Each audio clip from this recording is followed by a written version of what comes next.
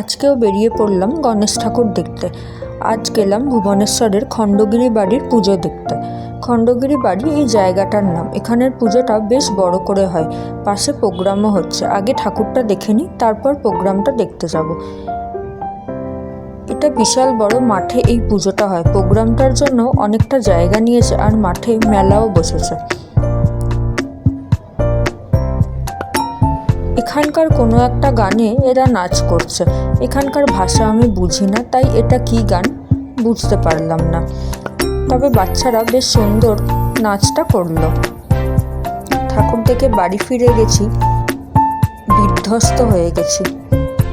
আজকে ভোগও দিয়েছিল, ভাত, ডালমা, পায়েস আর চাটনি। এখানে দুদিনের ভিডিওকে আমি মার্চ করেছি, এটা পরের দিনের ভিডিও। এখন যাচ্ছি পাড়ার পুজোয়।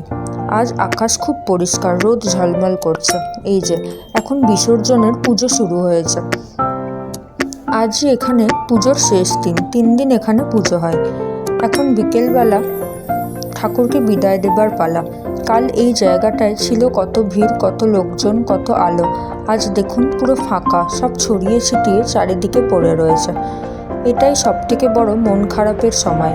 পুজোর দিনগুলো এমনভাবে কেটে যায় বোঝা যায় না।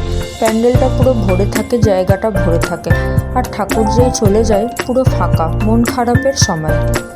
ঠাকুরকে এখন ভালো করে লরিতে তুলে নিচ্ছে।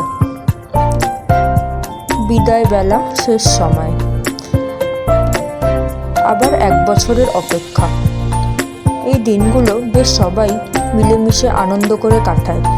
এই অনুষ্ঠানগুলোর জন্যই আমরা এখনো একসঙ্গে বেঁধে আছি। এই পুজোর দিনগুলোতেই একে অপরের সাথে দেখা হয়।